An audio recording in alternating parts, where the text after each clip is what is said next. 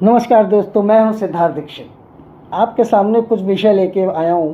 अगर आपको सही लगे तो आप उसको लाइक भी करें और सब्सक्राइब भी करें और लोगों को भी बताएं। पहला विषय तो यह है कि जिस चीज़ के लिए राहुल गांधी बहुत कूद रहे थे, जिस व्यक्ति पे, उसने कल माफ़ी मांग ली कि नहीं, मुझसे गलती हुई थी और मैंने गलत ट्वीट कर दिया था, और वो इन्हीं का आदमी था, चमचा कह सकते हो, सरकारी ऑफिसर था भाई, कोई और नहीं था। तो उसने तो कल माफ़ी मांग ली, मगर वो माफ़ी से काम नहीं, क्योंकि तुमने देश को गुमराह किया है और उसके लिए आपको सज़ा मिलनी चाहिए। आप इसके बारे में सब क्या कहते हैं, अपनी राय मुझे कमेंट में ज़रूर दें। कल एक बिहार की लेडी थी, उसने भी कहा कि इन्होंने मुझे झूठ बोला मुझसे कि तुम्हारी वोटें कट गई हैं, तो फिर जो इन्होंने कहा वो मैंने बोल दिया। मगर बाद में मुझे पता चला कि नहीं, मेरी सारी वोटें हैं, मेरी कोई वोट नहीं कटी, क्योंकि मैं पढ़ी लिखी हूँ नहीं, मुझे कुछ पता ही नहीं। गांव की लेडी बेचारी क्या जाने। आपको भी पता है कि गांव में क्या होता है, कैसे कैसे लोग रहते हैं, कितने बुजुर्ग हो, कितने सीधे साधे लोग रहते हैं। तो वो भी झूठ उनका नहीं चला। इलेक्शन कमीशन ने खुद ही कह दिया कि मैं आपको 1 हफ्ते का टाइम देता हूँ, या कि तो साबित करो या माफ़ी मांगो।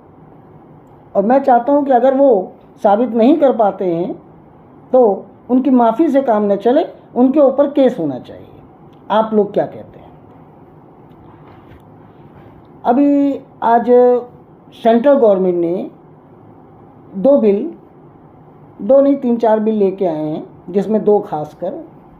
एक तो हिंदुस्तान की जो जनरेशन है, जो आज की यंग जनरेशन है, वो गलत तरीके से पैसे कमाने के चक्कर में अपने परिवार को बर्बाद कर रही है, अपने माँ बाप को बर्बाद कर रही है।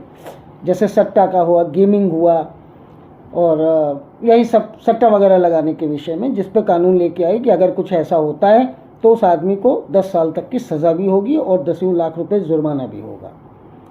ठीक है, एक तो विषय ये हो गया। दूसरा एक विषय और हुआ है अभी भी। एक उन्होंने एक बिल लेके आए हैं कि चाहे विधायक हो, सांसद हो, मुख्यमंत्री हो, प्रधानमंत्री हो, या कोई मंत्री हो, चाहे स्टेट का मंत्री हो या सेंट्रल गवर्नमेंट का मंत्री हो, अगर वो 30 दिन किसी केस में जेल जाता है तो 31वें दिन उसकी सदस्यता चली जाएगी। वो मान लिया जाएगा कि ये आदमी अब इस अपनी कुर्सी पे नहीं है।